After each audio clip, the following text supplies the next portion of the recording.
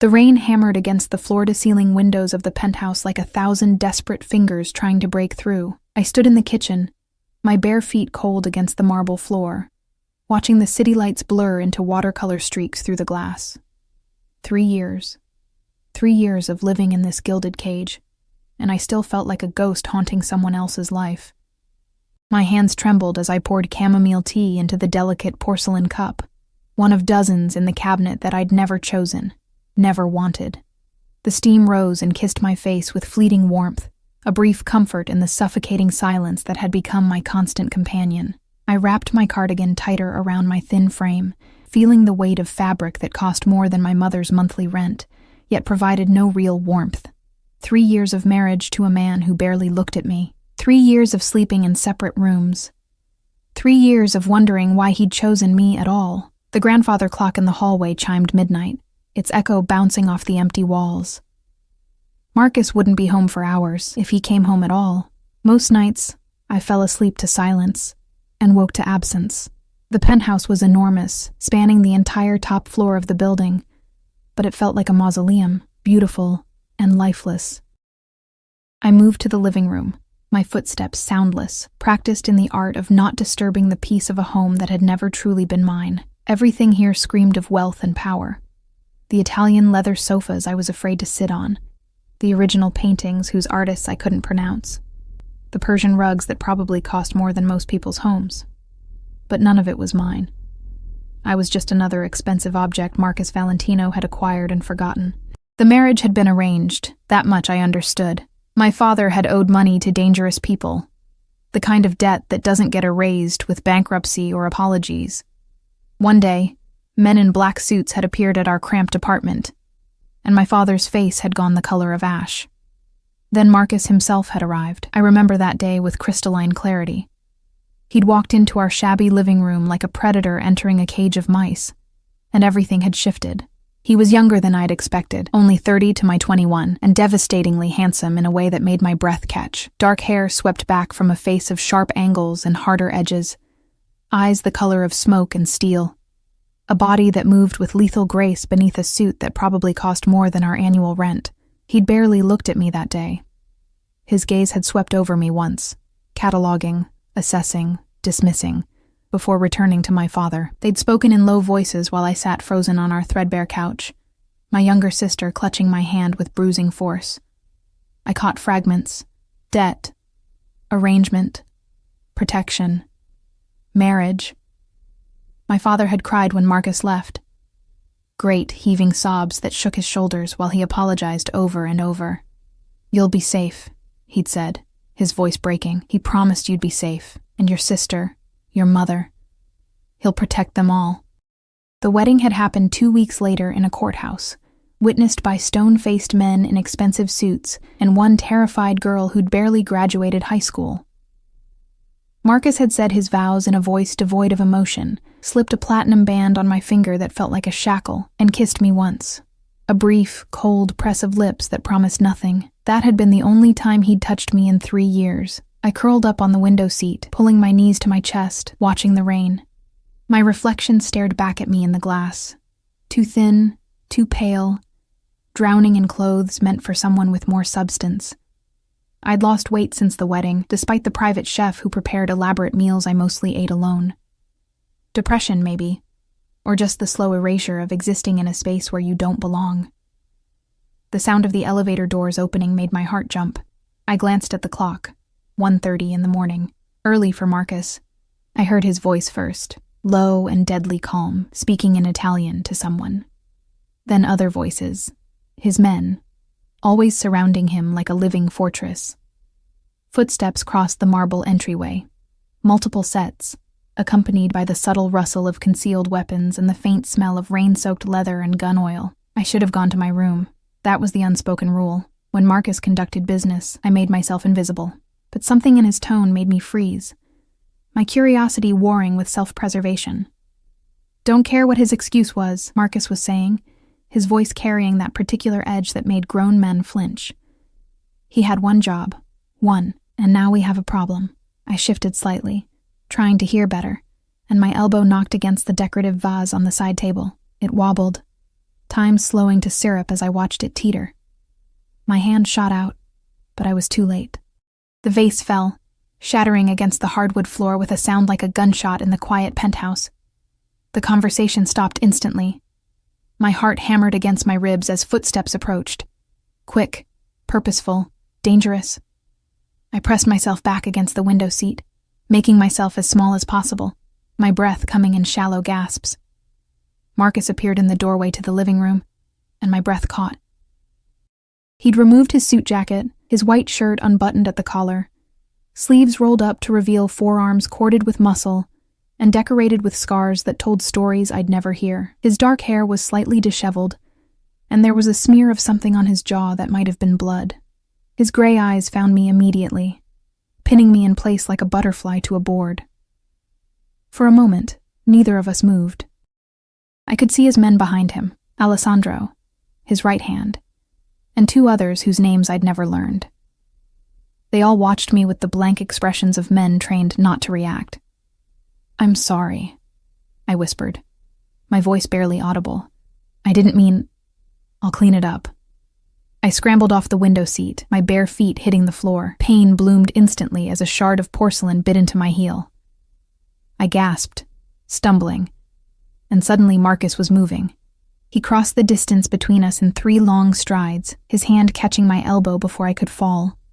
The touch sent electricity racing up my arm, the first time he'd touched me since our wedding day.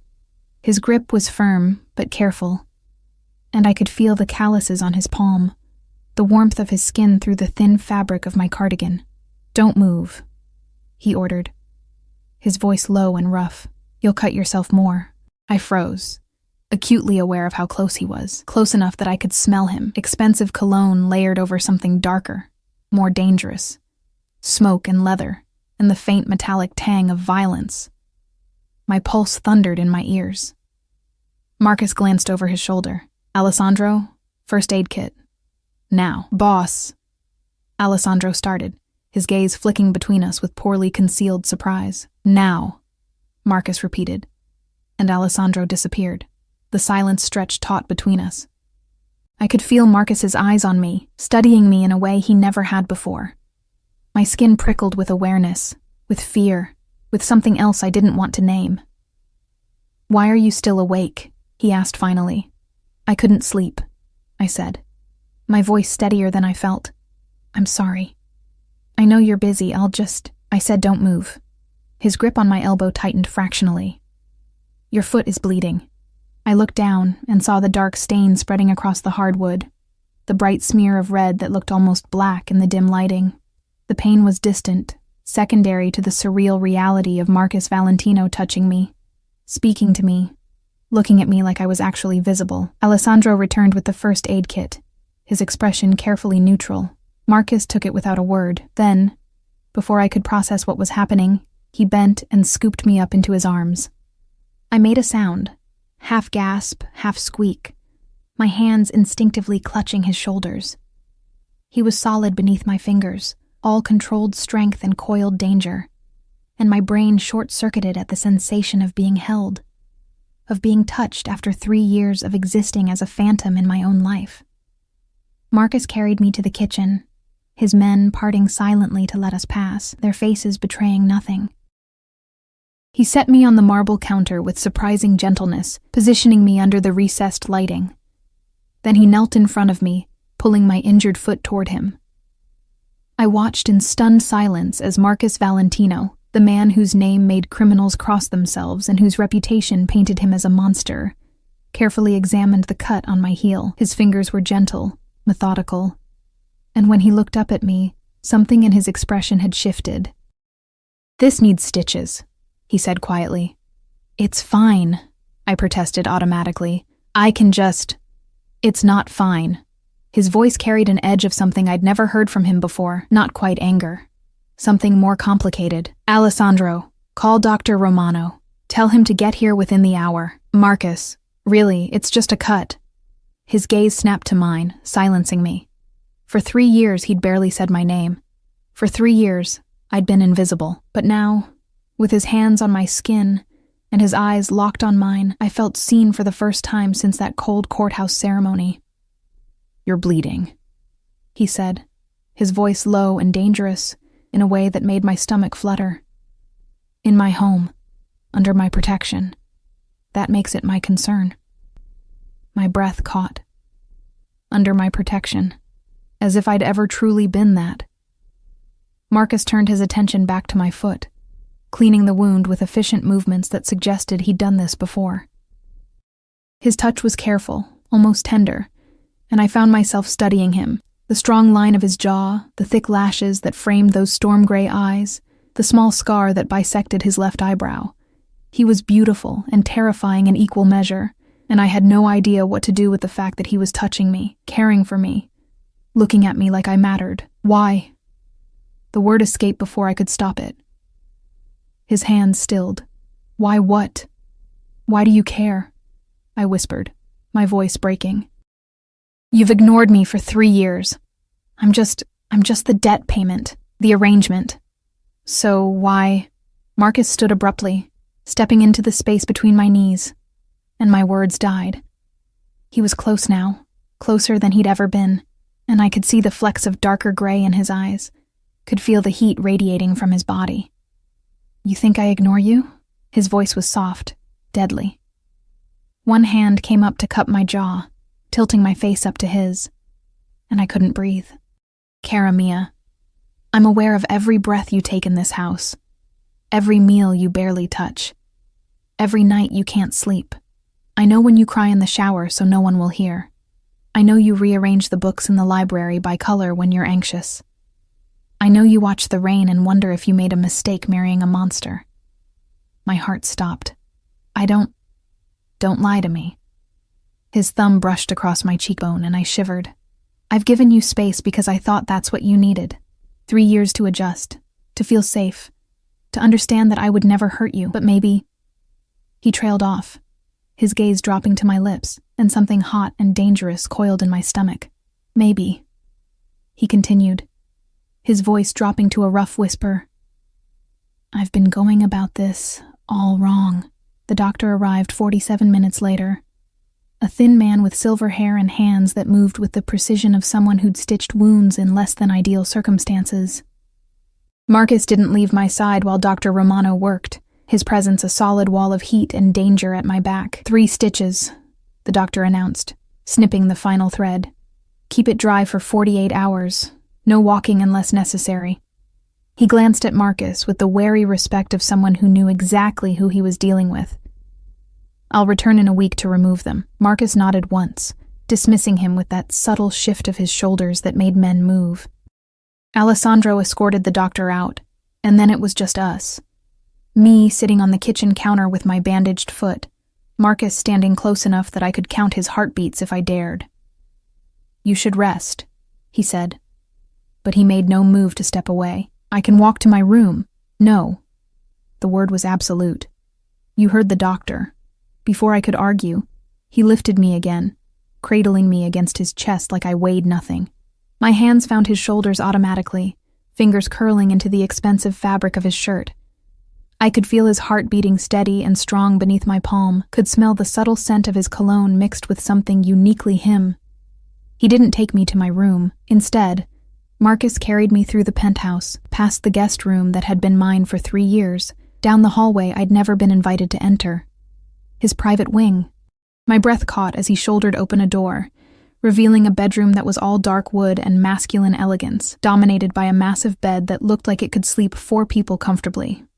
"Marcus," I started, panic fluttering in my chest. "You're not sleeping alone tonight." He set me down on the edge of the bed with careful precision. "Not with an injury, not where I can't..." He stopped, jaw tightening. "Just don't argue with me. Not tonight." I stared at him, my mind racing. 3 years of separate rooms, separate lives, and now this? I don't understand what's happening. Marcus exhaled slowly, running a hand through his hair in a gesture that almost looked uncertain, except Marcus Valentino didn't do uncertain. He crouched in front of me, bringing us eye to eye, his hands resting on either side of my thighs, caging me in. "I married you to save your family," he said, his voice low and rough. "Your father's debt would have gotten him killed. Your mother, your sister, they would have been collateral damage. I couldn't. He paused, something dark crossing his face. I couldn't let that happen. But why? I whispered. Why would you care about some random family with debt? His jaw clenched. Because 15 years ago, my mother died because of debt my father couldn't pay. I was 14. I watched men drag her out of our apartment while my father begged. They said it was just insurance, just leverage. They brought her back 3 days later in a body bag. My heart cracked open. Marcus. I swore that day I'd never let it happen to another family if I had the power to stop it. His eyes met mine, and I saw the truth there. The boy who'd lost everything, who'd built an empire on blood and ruthlessness, to ensure he'd never be powerless again. When your father's debt came across my desk, I saw you. 21, working 2 jobs to help your family, so fucking brave and breakable. And I knew I couldn't let them touch you. So you married me. The pieces were falling into place, but they created a picture I didn't understand. But why keep your distance? Why 3 years of barely speaking to me? Marcus's hands curled into fists against the mattress. Because you were terrified of me. I saw it in your eyes at the wedding, the way you flinched when I kissed you, the way you trembled when I touched you. You thought I was a monster, and maybe I am, but I didn't want you to live in fear. His voice dropped. I thought if I gave you space, time, you'd eventually feel safe here. That maybe someday you'd look at me without that fear in your eyes. I'm not afraid of you, I said, the words tumbling out before I could think. His gaze snapped to mine, sharp and searching. You should be. Maybe. I swallowed hard, my heart hammering. But I'm not. I never was, not really. I was afraid of the situation, of losing my family, of being trapped. But you? I shook my head. You've never hurt me. Never even raised your voice at me. You just disappeared. Something shifted in his expression. Surprise, hope, hunger, all tangled together in a way that made my stomach flip. You've been lonely. It wasn't a question, but I answered anyway. Yes. So have I. The confession seemed to cost him something. Every night, knowing you were sleeping Wanting down to the go to hall, you, but alone. thinking I was doing the right thing by staying away. His hand lifted, hovering near my face like he was afraid to touch. I've been a fool, Arya, the sound of my name on his lips. The first time he'd said it in 3 years broke something inside me. What changed? Tonight, I mean. Why now? Marcus's expression darkened. Because tonight I almost lost you, and I didn't even know it yet.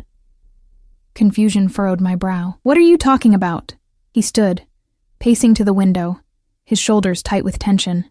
The conversation you overheard, the one that made you drop that vase.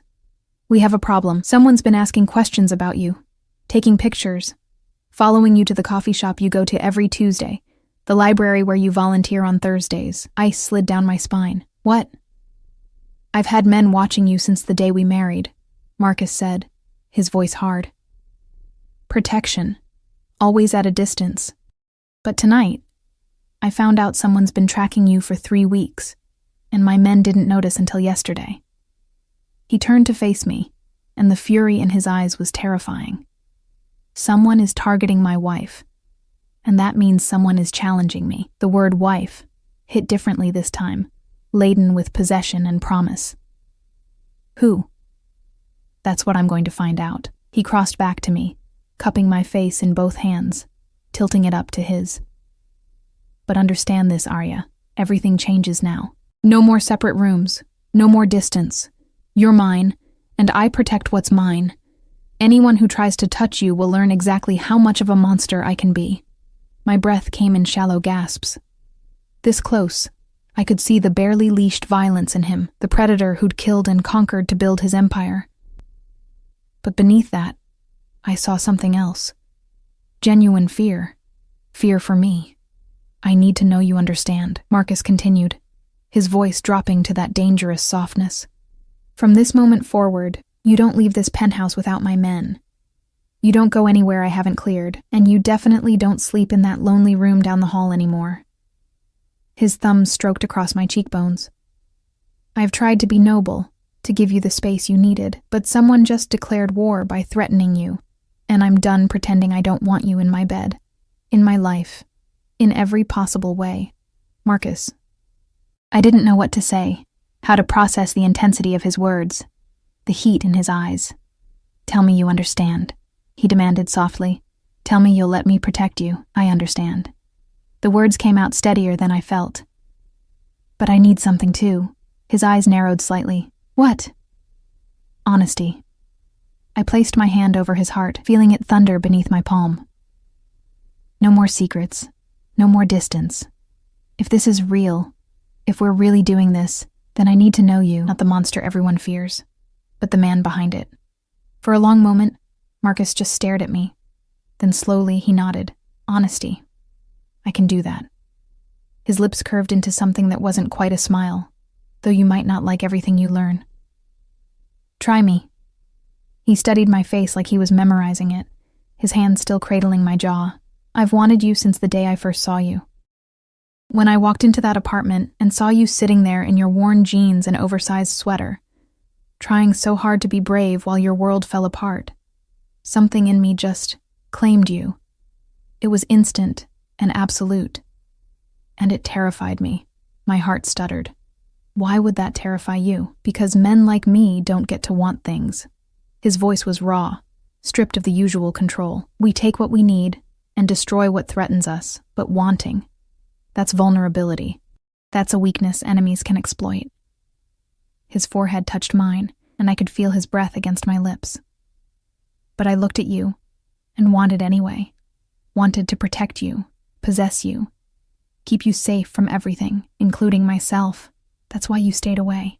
I breathed, understanding finally clicking into place. You thought you were protecting me from your own feelings.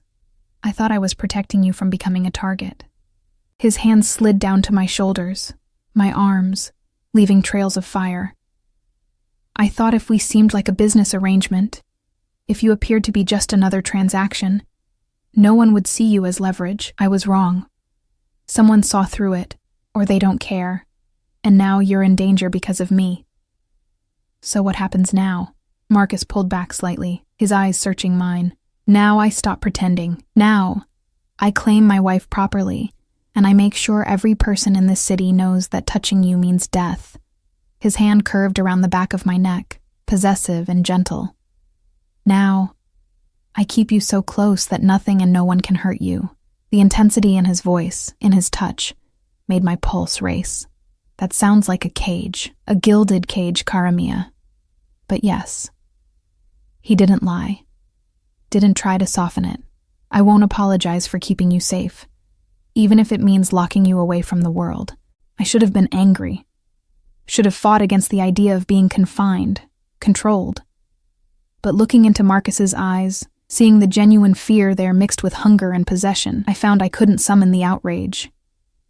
Maybe because some broken part of me had always wanted to be wanted this desperately.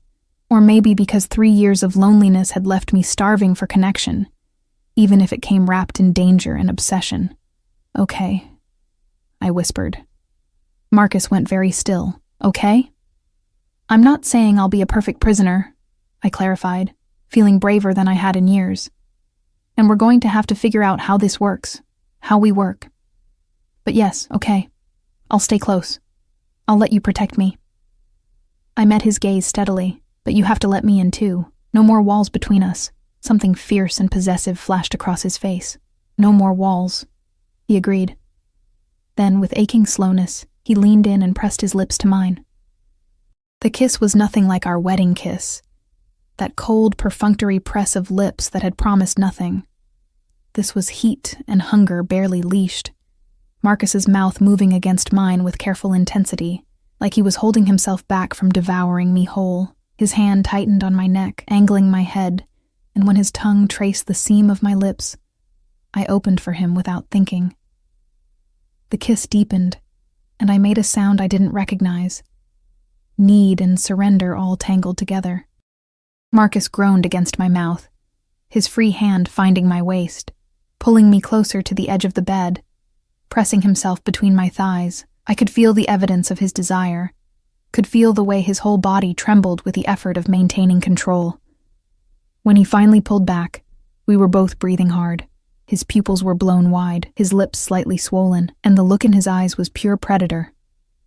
3 years, he said roughly, his voice barely recognizable. 3 years I've wanted to do that, wanted to taste you, touch you, claim you properly. His hands flexed on my waist. You have no idea how hard it's been. Hearing you in the shower, smelling your shampoo in the hallway, knowing you were sleeping alone just down the hall. I was trembling, overwhelmed by sensation and emotion. Marcus, but not tonight. He pressed one more gentle kiss to my forehead, then stepped back with visible effort. Tonight you rest. Let your foot heal. And he exhaled shakily. I need to make some calls, find out who's been following you, and explain to them why that was a fatal mistake. The shift from passionate to deadly was jarring, a reminder of exactly who I'd married. But somehow, knowing he was channeling that violence toward protecting me made it less frightening and more thrilling. Marcus helped me under the covers, his movements surprisingly gentle. Sleep, Kara. I'll be in the study if you need me. Alessandro will be outside the door. He paused, something vulnerable crossing his face. And Arya? Tomorrow, everything changes. Tomorrow I start making up for 3 years of being an idiot. I watched him leave, the door clicking shut softly behind him, and stared at the ceiling of his bedroom. Our bedroom now, apparently. My foot throbbed dully, my lips still tingled from his kiss, and my mind spun with everything that had happened in the span of a few hours. Someone was following me. Marcus had wanted me all along.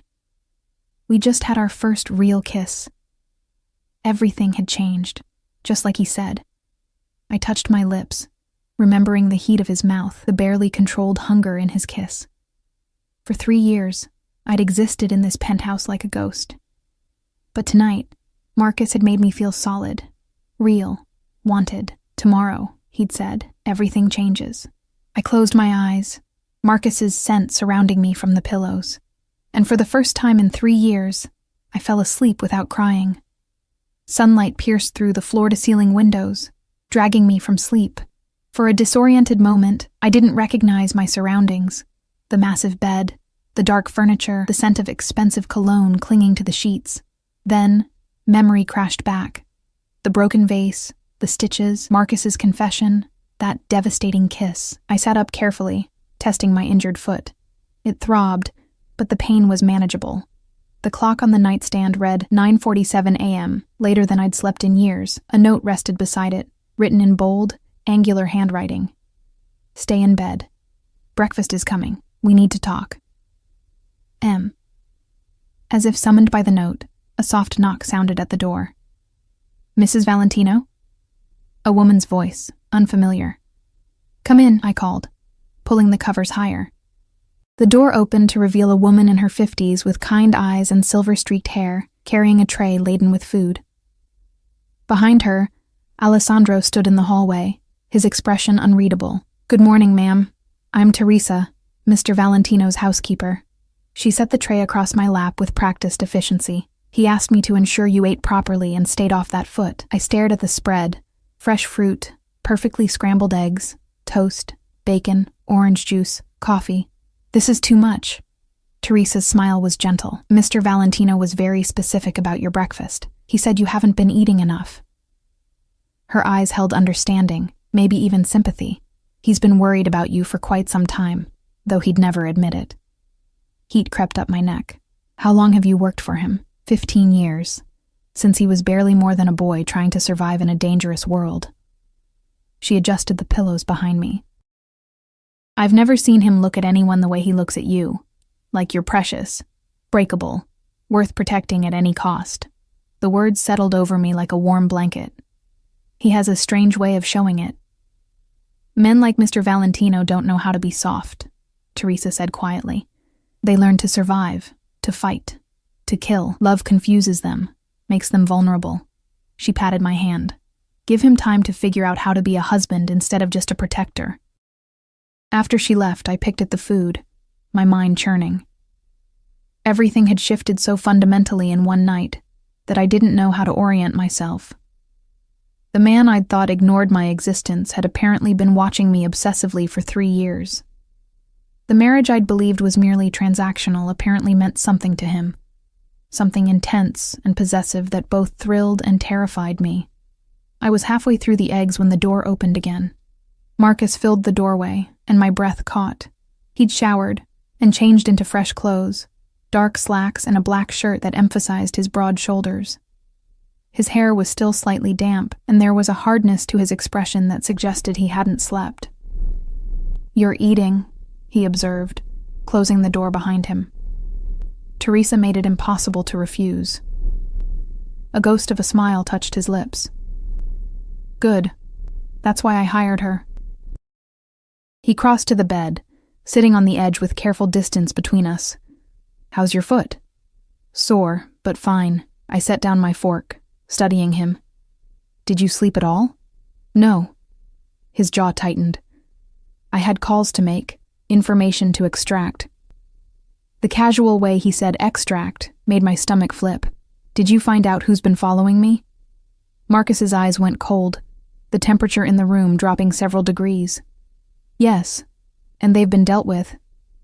"Dealt with," I repeated slowly. "What does that mean?" He held my gaze, unflinching. "It means they won't be bothering you again. Ever." The implication was clear. Someone had died because of me. I should have been horrified, should have recoiled. Instead, I felt a disturbing sense of safety. Who were they? Hired surveillance, low-level operators from a rival family. Marcus's hands curled into fists on his thighs.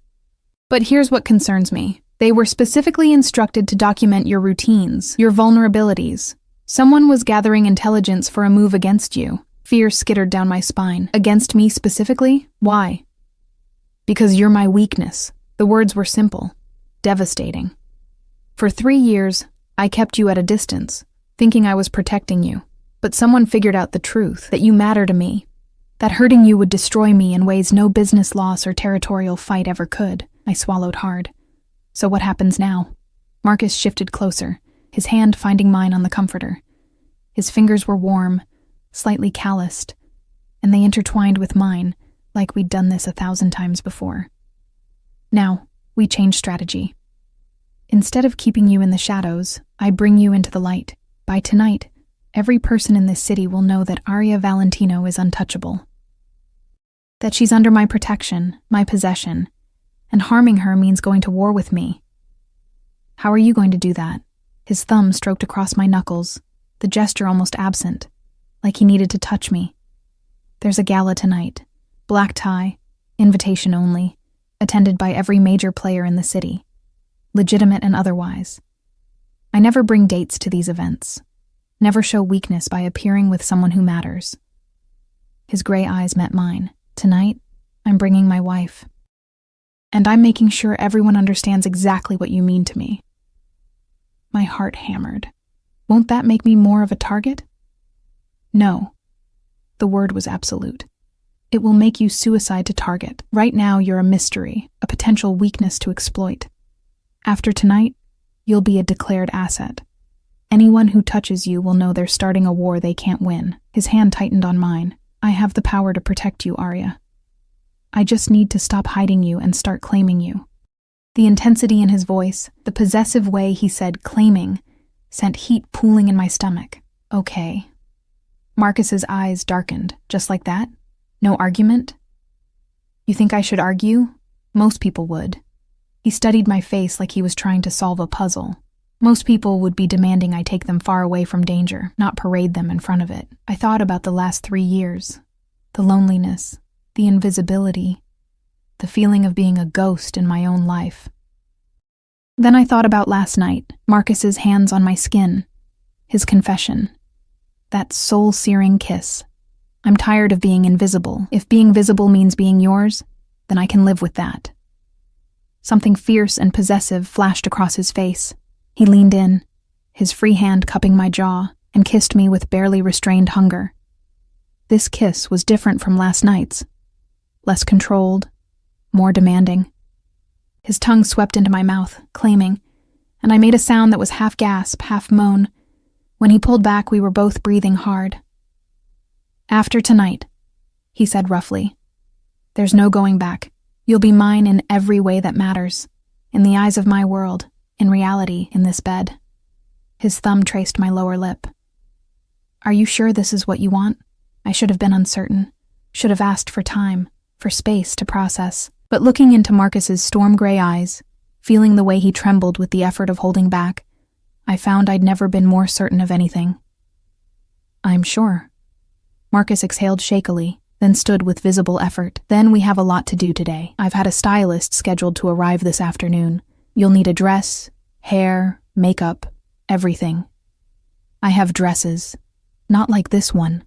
His eyes raked over me with an intensity that made my skin prickle.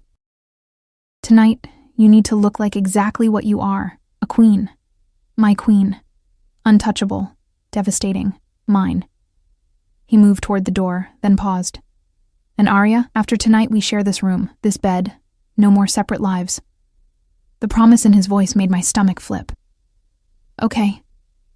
He left, and I sat there amid the breakfast tray, my lips still tingling from his kiss, my mind spinning with everything that was happening. 24 hours ago, I'd been invisible. Now, I was about to be paraded in front of the most dangerous people in the city as Marcus Valentino's most prized possession. The afternoon arrived in a blur of activity. The stylist Marcus hired was a severe woman named Isabel, who looked at me with critical eyes before nodding once, as if I'd passed some test.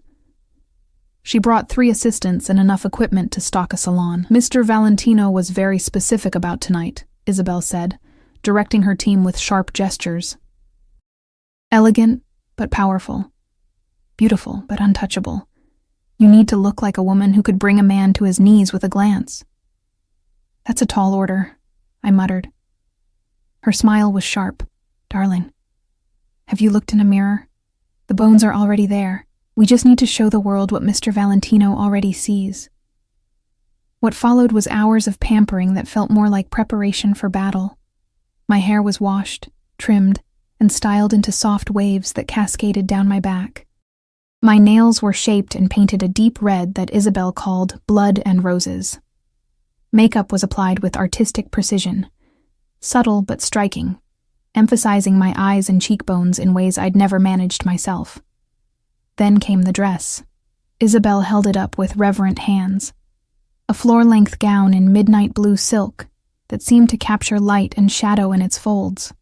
The neckline was elegant but revealing. The waist cinched, the skirt flowing like water. Diamond-studded heels accompanied it, along with jewelry that probably cost more than my family's house. "Mr. Valentino chose this himself," Isabel said, helping me into the dress. "He was very particular about the color. Said it matched your eyes when you're angry." The dress fit perfectly, hugging every curve I'd forgotten I had under my usual oversized clothes. When I finally looked in the full-length mirror, I barely recognized myself. The woman staring back was elegant, poised, powerful. Everything I'd never felt like before. "You look like you belong in his world now," Isabel said softly. "Like a queen." A knock at the door made us both turn. "Come in," I called. Marcus entered, and the moment his eyes landed on me, he froze. The expression that crossed his face was raw, unguarded. Hunger and possession and something that looked almost like reverence. "Leave us," he said without looking away from me, his voice rough. Isabel and her team disappeared quickly, the door clicking shut behind them. Marcus crossed the room slowly, circling me like a predator, his gaze cataloging every detail. "Do you have any idea," he said finally, stopping in front of me, "how beautiful you are, how every man at that gala is going to want you the moment you walk in?" My breath caught. "Marcus, but they can't have you." His hand found my waist, pulling me flush against him. "Because you're mine. Every gorgeous inch of you belongs to me. And after tonight, everyone will know it." He leaned down, his lips brushing the shell of my ear. "I'm going to make you shine, cara mia. And then I'm going to make sure the world knows that touching you means death." The possessive promise in his voice made me shiver. "You sound very sure of yourself." "I am." He pulled back enough to meet my eyes, and the intensity there stole my breath. I've spent 3 years holding back, being cautious, protecting you from afar. Starting tonight, that ends. Starting tonight, you're not just my wife in name, you're my partner, my obsession, my greatest weakness made into my greatest strength. That's a lot of pressure, I whispered. Marcus's smile was dangerous. You can handle it. You've survived 3 years married to a monster. Tonight you just have to stand beside him and look exactly like this, untouchable and mine. He stepped back, adjusting his cufflinks with practiced ease. He was devastating in his tuxedo, every inch the dangerous kingpin who commanded fear and respect in equal measure. The car is waiting. Are you ready? I took a shaky breath, looking at myself one more time in the mirror. The woman staring back looked ready for anything. Elegant, powerful. Marcus Valentino's equal. I'm ready. Marcus offered his arm, and I took it, feeling the solid strength of him beneath my fingers. As we walked toward the elevator, Alessandro and 2 other guards falling into formation around us, I realized that everything truly was changing. The invisible girl who'd haunted this penthouse was gone. In her place was a woman about to walk into the lion's den on the arm of the most dangerous man in the city. And somehow I wasn't afraid. The gala was held at the Palazzo, an exclusive venue that dripped old money and older secrets. Our motorcade, 3 black SUVs with bulletproof glass and armed men, pulled up to the red carpet entrance where photographers clustered like sharks scenting blood. Camera flashes exploded the moment our door opened. Marcus exited first, buttoning his tuxedo jacket with the casual confidence of a man who owned the world. Then he turned, extending his hand to me, and every camera swiveled in our direction. My heart hammered as I took his hand and stepped out. The midnight blue dress caught the light, the silk shimmering like water, and I heard the immediate buzz of speculation ripple through the crowd. Marcus Valentino never brought dates to these events. Marcus Valentino didn't have a personal life. And yet, here I was, my hand in his arm sliding possessively around my waist. Smile, he murmured against my ear, his breath warm. Let them see you're not afraid. I lifted my chin and smiled, letting the cameras capture this moment. The first time most of the city's elite were seeing Marcus Valentino's mysterious wife. His hand tightened on my waist, a gesture that looked affectionate but felt like a brand, a claim. We walked the red carpet slowly, Marcus nodding to various people but never stopping, never releasing me.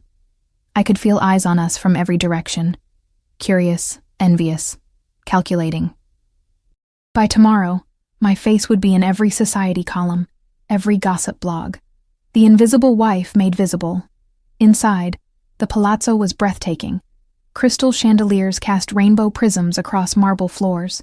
A string quartet played in one corner, while servers circulated with champagne and hors d'oeuvres. The room was filled with the city's power players, politicians, business moguls, and the criminal elite who operated in the shadows. They all mingled together in a dance as old as civilization itself, power recognizing power regardless of legality. Stay close, Marcus said quietly, his hand never leaving the small of my back. Don't accept drinks from anyone but our servers. Don't go anywhere without Alessandro. And if anyone makes you uncomfortable, you tell me immediately. The protectiveness in his voice made something warm bloom in my chest. I will. We'd barely taken 3 steps into the room when people began approaching. Marcus introduced me to a blur of faces. Mayors and CEOs, judges and crime lords, all treating him with the same careful respect. And with each introduction, he made the same point clear. This is my wife, Aria. The emphasis on wife was unmistakable, a verbal claiming that matched the possessive way he kept me tucked against his side. Marcus, you've been hiding this beauty from us for years, purred a woman in a scarlet dress, her eyes sharp with calculation.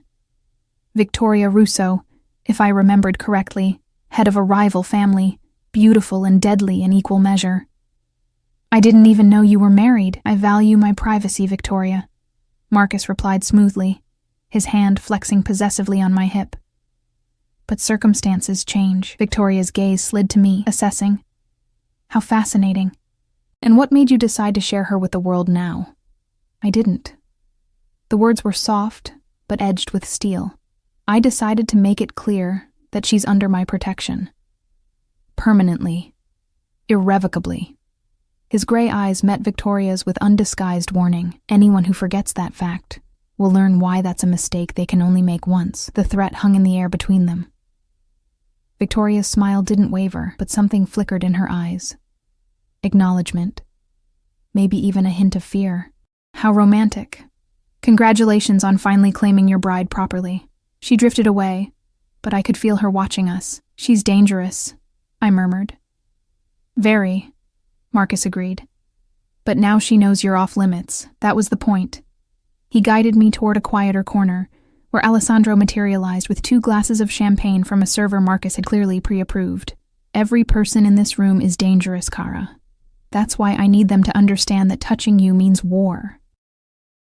I sipped the champagne, letting the bubbles settle my nerves. Is it always like this? Everyone watching, calculating? Always. His thumb traced circles on my hip, a gesture that was becoming familiar, comforting. My world is a chess game where the stakes are life and death. Every move matters. Every piece has value. He turned me to face him, his free hand coming up to cup my jaw. And you, Arya, are my queen. The most valuable piece on the board. Lose you, and I lose everything. The intensity of his words, his gaze, made my breath catch. Around us, people were watching this display of affection with varying degrees of shock. Marcus Valentino didn't do public displays. He didn't touch, didn't show weakness. But here he was, holding me like I was precious, looking at me like I was his entire world. You're making a statement, I realized. I'm making a promise. He leaned down, his forehead touching mine, and the ballroom seemed to fade away. Anyone who hurts you dies. Anyone who threatens you dies. Anyone who even looks at you wrong will wish they'd died. His voice dropped to that dangerous softness. I'm done being subtle about what you mean to me. Before I could respond, a commotion near the entrance drew our attention. A man was striding through the crowd with the kind of confidence that came from either stupidity or power, in this case, probably both. He was handsome in a cold way, blonde and blue-eyed, wearing his tuxedo like armor. Men stepped aside for him, and I saw Marcus's entire body go rigid. Who is that? I whispered. Dante Carrington. Marcus's voice was ice, head of the Carrington family, Victoria's cousin and my biggest rival for control of the Eastern Territories. His arm around me tightened to the point of pain. And the man who likely ordered the surveillance on you, fear spiked through me. Are you sure? Not yet, but I will be. Marcus's jaw clenched. And when I have proof, I'll burn his entire organization to the ground. Dante's gaze found us across the room, and his smile was sharp as a knife. He changed direction, heading straight for us, and I felt Alessandro shift closer on my other side, his hand disappearing into his jacket, going for his weapon. Valentino, Dante said as he approached, his voice carrying that particular inflection of false friendliness. What a surprise to see you here with company. I thought you preferred to keep your personal life private. Things change, Carrington. Marcus's voice could have frozen fire. Arya, this is Dante Carrington. Dante, my wife. Dante's blue eyes raked over me with an assessment that made my skin crawl. Enchanted. I had no idea Marcus had such exquisite taste in women. He extended his hand toward me. May I? I started to reach for it automatically, but Marcus's hand caught my wrist, stopping me. The gesture was possessive, territorial, and absolutely deliberate. My wife doesn't shake hands with men who might lose them. The threat was explicit. Dante's smile sharpened, his hand dropping. How protective. One might almost think you're worried about her safety. His gaze flicked between us, calculating.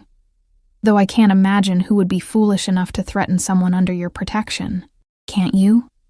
Marcus stepped forward slightly, positioning himself partially between Dante and me. Because I can think of several people stupid enough to try, but they won't make that mistake twice. The testosterone in the air was suffocating. People around us had gone quiet, watching this confrontation with the avid interest of those who sensed blood in the water. This was more than just two rivals posturing. This was a challenge, a line being drawn. Dante's expression never wavered. Well, I'd hate for anything unfortunate to happen to such a lovely woman.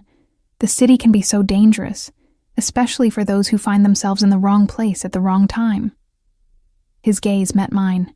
You should be careful, Mrs. Valentino. Sometimes protection isn't enough. My spine stiffened. Is that a threat? A friendly warning. Dante's smile was cold, from one concerned citizen to another. Marcus moved so fast I barely registered it. One moment he was standing beside me, the next he had Dante by the throat, slamming him back against a nearby pillar. Gasps rippled through the crowd. Alessandro and the other guards formed a wall around us, hands on weapons, ready for war. Let me make something very clear, Marcus said softly, his voice carrying despite its quietness. You don't talk to my wife. You don't look at my wife. You don't think about my wife. Because if anything, and I mean anything, happens to her, I will make you watch while I dismantle everything you love before I finally let you die.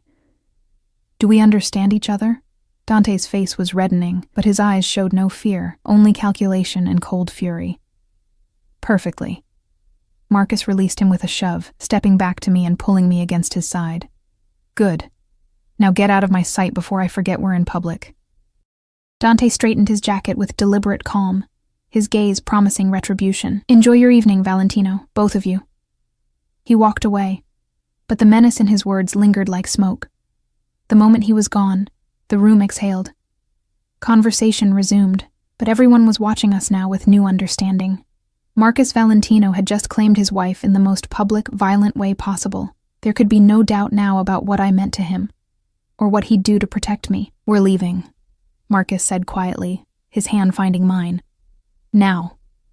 He didn't give me time to argue, just guided me toward the exit with Alessandro and the guards forming a protective circle. People parted for us like water, and I caught glimpses of their faces. Shock, fear, fascination. By tomorrow, tonight's confrontation would be legend. The drive back to the penthouse was silent and tense. Marcus's jaw was clenched tight, his hand gripping mine with bruising force, like he was afraid I'd disappear if he let go. When we finally entered the penthouse, he dismissed the guards with a curt nod, then turned to me with eyes that burned. I shouldn't have lost control like that, he said, his voice rough. I shouldn't have. You were protecting me.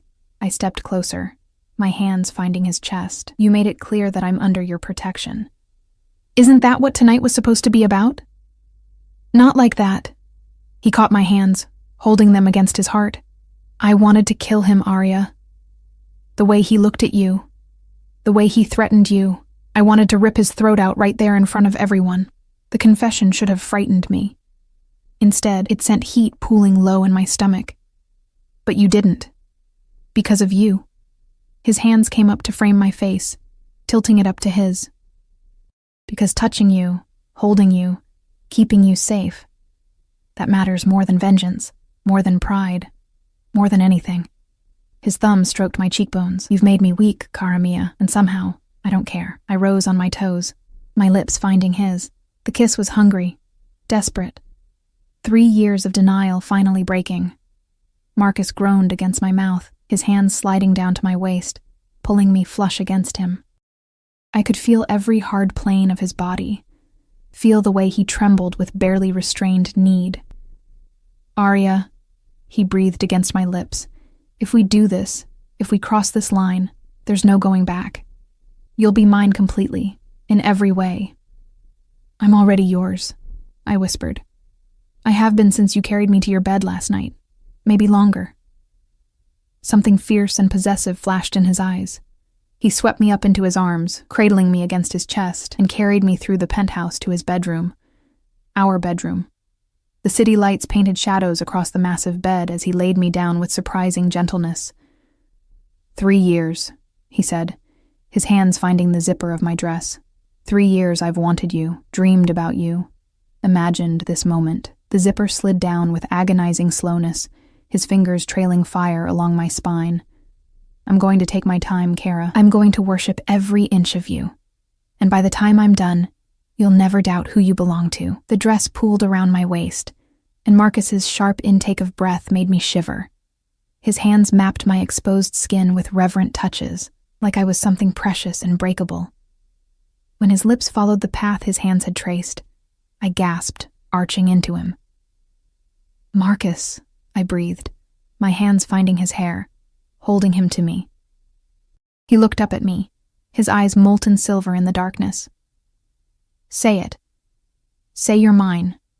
I'm yours," I whispered without hesitation. "Only yours." The words seemed to break something in him. His control shattered, and suddenly his mouth was on mine again, hot and demanding, while his hands made quick work of the rest of our clothes. When skin finally met skin, we both made sounds that were more animal than human. Need and hunger, and 3 years of desperate wanting. Marcus moved over me, positioning himself between my thighs, and paused. His forehead pressed to mine, his body trembling with the effort of holding back. "Last chance to change your mind." I wrapped my legs around his waist, pulling him closer. "I'm not changing my mind. I want this. I want you." He entered me slowly, carefully, his eyes never leaving mine. The sensation was overwhelming. Pleasure edged with pain, fullness, connection, completion. When he was fully seated inside me, he stilled, giving me time to adjust, his whole body shaking. "Arya," he breathed, my name a prayer and a curse. "You feel... God, you feel perfect." Then he began to move, and coherent thought became impossible.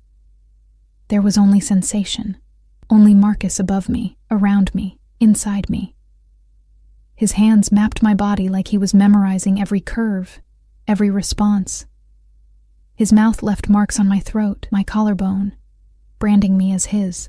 And when his hand slipped between us, finding that bundle of nerves that made me cry out, he smiled against my skin with dark satisfaction. "That's it," he murmured, his voice rough with desire. "Let me hear you. Let me know I'm the only one who makes you feel like this." The pleasure built and built, spiraling higher until I thought I might shatter. Marcus's rhythm became more urgent, his control fraying, and when he commanded, "Come for me, Kara," I obeyed, falling apart in his arms with a cry that might have been his name. He followed moments later, my name on his lips, his body shuddering against mine as he found his own release. Then he collapsed beside me, pulling me into his arms, holding me like I might disappear. For long moments, we just breathed together, hearts racing, skin slick with sweat. Marcus's hand stroked through my hair with surprising tenderness, and when I looked up at him, the expression on his face stole my breath. "Mine," he said softly, fiercely. "You're mine now, Arya. Completely, irrevocably mine." I pressed a kiss to his chest, right over his heart. "And you're mine." His arms tightened around me, always have been, Cara Mia, even when I was too stupid to admit it. We lay there in the darkness, wrapped around each other, and for the first time since our courthouse wedding 3 years ago, I felt like I was exactly where I belonged. Block 5. I woke to unfamiliar warmth, Marcus's body wrapped around mine, his arm heavy across my waist, his breath stirring my hair. Morning light filtered through the windows, painting everything gold, and for a moment I just existed in that perfect stillness, memorizing the weight of him, the rhythm of his breathing, the way his hand splayed possessively across my stomach even in sleep. Then his phone shattered the peace. Marcus came awake instantly, the warrior replacing the lover in a heartbeat. He grabbed the phone from the nightstand, his voice sharp. "What?" I couldn't hear the response, but I watched his expression darken, his jaw clenching. "When?" A pause. "How many?" Another pause, longer this time. "Handle it. I'll be there in an hour." He ended the call and turned to me, his hand cupping my face with surprising gentleness. "I have to go. There's been a situation at one of the warehouses." Fear spiked through me. "What kind of situation?" "The kind that requires my immediate attention." He pressed a kiss to my forehead. "Alessandro will stay with you. Don't leave the penthouse for any reason." "I mean it, Arya." "Marcus, promise me." His eyes were intense, worried. "After last night, after what happened with Carrington, I need to know you're safe while I handle this." I swallowed my protest. "I promise." He dressed quickly, efficiently, transforming from the passionate lover to the dangerous crime lord. Before leaving, he kissed me one more time, deep, possessive, promising. I'll be back soon. And Aria? Last night changed everything, for both of us. Then he was gone, and I was alone in the massive bed, my body still aching pleasantly from his touch, my heart full of emotions I couldn't quite name. The morning crawled by. Teresa brought breakfast, her eyes twinkling with knowing warmth when she saw which bedroom I'd emerged from. Alessandro stationed himself outside the door, polite but immovable. I tried reading, tried watching television, but my mind kept circling back to Marcus, where he was, what danger he was facing, when he'd return. It was nearly noon when my phone rang, an unknown number. I almost didn't answer, remembering Marcus's warnings, but something made me pick up. Hello? Mrs. Valentino. The voice was cultured, male, and sent ice down my spine. Or may I call you Aria? We haven't been properly introduced, though I feel like I know you quite well. My hand tightened on the phone. Who is this? Dante Carrington. I apologize for the informality of this call, but circumstances require directness. He paused, and I could hear the smile in his voice. Your husband is currently at the warehouse on 5th and Morrison, dealing with a little problem I arranged. A distraction, you might say. Terror gripped my throat. What do you want? To talk. Face to face. There are things you should know about your devoted husband. Things that might change your perspective on your marriage. His voice was smooth, persuasive. Meet me at the Meridian Hotel, penthouse suite. Come alone, or I'll ensure that warehouse fire spreads to buildings with far more innocent casualties. Fire? My voice cracked. You said a fire? A small one. Controllable for now, but these things can get out of hand so quickly. The threat was velvet-wrapped steel. You have 30 minutes, Aria. Don't disappoint me. And don't tell anyone. Not Alessandro. Not your husband's men. This is between you and me. The line went dead. My hands shook as I stared at the phone. This was a trap. It had to be. But if Dante had really set that fire, if he was threatening innocent lives, I thought of Marcus's face when he'd talked about his mother, about the helplessness he'd felt as a boy. I couldn't let people die because of me. I grabbed a coat and my purse, my mind racing. Alessandro was in the hallway, but there was a service elevator at the other end of the floor, one I'd discovered during sleepless nights of exploring. If I was quick, if I was quiet. 10 minutes later, I was in a cab, heading toward the Meridian Hotel. My phone clutched in my hand. I should call Marcus, should tell Alessandro, but Dante's threat echoed in my mind. People would die if I didn't go alone. The Meridian was sleek and modern, all glass and chrome. I gave Dante's name at the desk, and the concierge directed me to a private elevator that required a key card. My heart hammered as I rode up, watching the numbers climb, wondering if I was making the biggest mistake of my life. The elevator opened directly into the penthouse suite. Dante stood by the floor-to-ceiling windows, backlit by the city skyline, looking like he'd stepped out of a magazine. He turned when I entered, his smile sharp. Aria, thank you for coming. He gestured to a chair. Please sit. Would you like a drink? I want you to call off whatever you're doing at that warehouse. My voice was steadier than I felt. And then I want you to tell me what this is really about. Dante's smile widened, direct.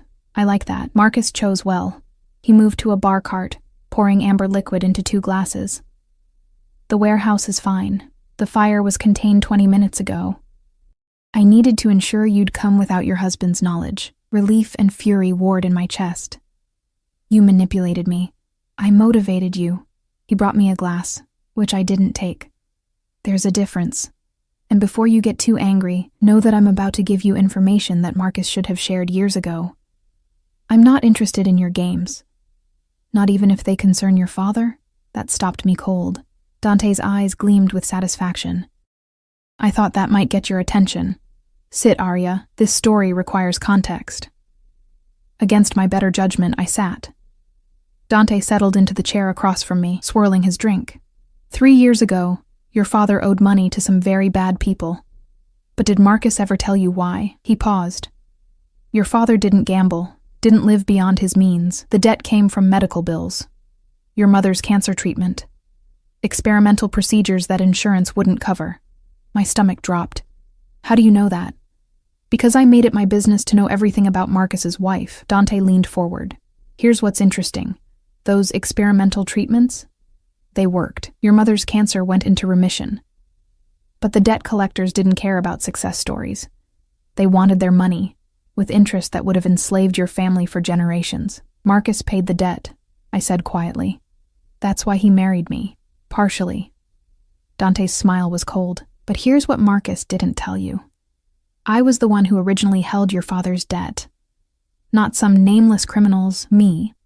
I bought it specifically to use as leverage against Marcus. The room tilted. What? Marcus and I have been at war for years over the Eastern Territories. Your family was supposed to be my leverage. Threaten them, force Marcus to back down, or watch innocents suffer. Dante shrugged. But Marcus found out before I could make my move. He came to me with an offer. He'd cede a portion of the Eastern Territories if I transferred your father's debt to him and stayed away from your family. I couldn't breathe. You're lying. Am I? Dante pulled out his phone, scrolling through documents. Here's the contract, signed by both of us. Marcus gave up territory worth hundreds of millions to protect your family. And then, to ensure I couldn't touch you again, he married you himself. He looked up at me. Tell me, Arya, does that sound like a man who married you out of obligation or obsession? My mind reeled. Marcus had sacrificed part of his empire for me, for my family, before I'd even known his name. The marriage hadn't just been about paying a debt. It had been about removing me from Dante's reach entirely. Why are you telling me this? I whispered. Because Marcus winning you was never part of my plan. Dante's expression hardened. I wanted leverage. Instead, I gave him the one thing that makes him vulnerable, you. And last night, watching him nearly kill me in front of everyone for daring to threaten you, I realized something. The only way to truly hurt Marcus Valentino is through his wife. Cold dread washed over me. If you think I'm going to help you. I don't need your help, Dante stood, moving to the windows. I just needed to get you here, away from his protection, to prove a point. The sound of footsteps made me spin. Men emerged from the other rooms. 5 of them, armed, faces hard. My heart seized as I realized the trap I'd walked into. You see? Dante continued conversationally. Marcus's love for you is his weakness, and I'm going to use it to destroy him. He glanced at his watch. Right about now, he's discovering you're gone. In approximately 10 minutes, he'll receive a video showing you here, in my custody. And then he'll come for you, exactly as I've planned. Terror and fury warred in my chest. You're using me as bait, essentially. Dante's smile was cold. Marcus will come alone because I'll threaten to hurt you if he brings his army. He'll be vulnerable, emotional, desperate, and when he walks through that door, my men will be waiting. I'll take everything from him, his empire, his life, and the satisfaction of knowing he died trying to save you. He'll kill you first, I said with more confidence than I felt. Perhaps. But you'll be dead too, which means he loses either way. Dante moved closer, and I fought the urge to recoil. I'm going to enjoy watching his face when he realizes he can't save you this time. The elevator dinged. Everyone froze. Dante's expression shifted from confident to confused. That's not possible. We have at least... The elevator doors opened, and Marcus stepped out. But he wasn't alone. Alessandro emerged behind him, followed by 20 armed men who fanned out with military precision. And Marcus. Marcus looked like death personified. His suit was torn, smudged with soot from the warehouse fire. His knuckles were bloody, and his eyes were cold, empty, promising annihilation. You miscalculated, Carrington, Marcus said, his voice soft and deadly. You assumed I wouldn't know my wife left the penthouse. You assumed I wouldn't have trackers in everything she owns. He held up his phone, showing a map with a blinking red dot. My location. You assumed I'd be stupid enough to come alone. Dante's men reached for their weapons, but they were outgunned and outmaneuvered. Alessandro's team had weapons trained on them before they could even draw. The standoff was over before it began. Marcus's gaze found mine across the room, and something in his expression cracked. Arya, are you hurt? I shook my head, unable to speak past the lump in my throat. His attention snapped back to Dante with lethal focus. You touched my wife. You threatened her. You used her as bait. He moved forward, each step measured, terrifying. I told you what would happen if anyone good enough to come alone. Dante's men reached for their weapons, but they were outgunned and outmaneuvered. Alessandro's team had weapons trained on them before they could even draw. The standoff was over before it began. Marcus's gaze found mine across the room, and something in his expression cracked. Arya, are you hurt? I shook my head, unable to speak past the lump in my throat. His attention snapped back to Dante with lethal focus. You touched my wife. You threatened her. You used her as bait. He moved forward, each step measured, terrifying. I told you what would happen if anyone hurt her. Did you think I was bluffing? Marcus, Dante started, but Marcus's fist connected with his jaw, sending him sprawling. Don't say her name. Marcus hauled Dante up by his collar, his voice dropping to that dangerous softness. Don't think it. Don't breathe in her direction, because I'm going to make an example of you that will echo through this city for decades. You can't kill me here, Dante gasped. Too many witnesses. Too public. Marcus's smile was terrible. Who said anything about killing you? He shoved Dante toward Alessandro. Take him to the facility. I want every piece of his organization dismantled by sunrise. His assets, his territory, his people, all of it. Leave him with nothing but the clothes on his back and the memory of what he lost. Boss. Alessandro hesitated. And make sure he understands that if he ever comes near my wife again, if he ever speaks her name again, if he ever so much as thinks about her, then I'll revisit the question of killing him. Slowly. Creatively. Marcus's gaze was ice. Get him out of my sight. Alessandro and the men dragged Dante toward the stairs, avoiding the elevator we'd need. Dante's protests faded as they disappeared, leaving Marcus and me alone in the penthouse suite. For a long moment, neither of us moved. Then Marcus crossed to me in 3 long strides, pulling me into his arms with bruising force. His whole body trembled as he buried his face in my hair. When I realized you were gone, he said, his voice breaking. When I saw that empty bedroom, I thought, Christ, Arya, I thought I'd lost you. I'm sorry. Tears streamed down my face. He said there was a fire, that people would die if I didn't come alone. I know. Marcus pulled back enough to cup my face, his thumbs wiping away my tears. Dante told me everything he said to you. And I should have told you the truth about your father's debt, about what I gave up to protect you. He closed his eyes. I didn't want you to feel obligated. Didn't want you to think I expected gratitude or repayment. You gave up part of your territory for me, I whispered, before you even knew me. I saw your picture in the debt file. His eyes opened, and they were raw, vulnerable. Just one photo, and I knew I'd do anything to keep you safe. It wasn't rational. It wasn't smart. But it was absolute. His forehead touched mine. I've been yours from that moment, Arya. Long before you were mine.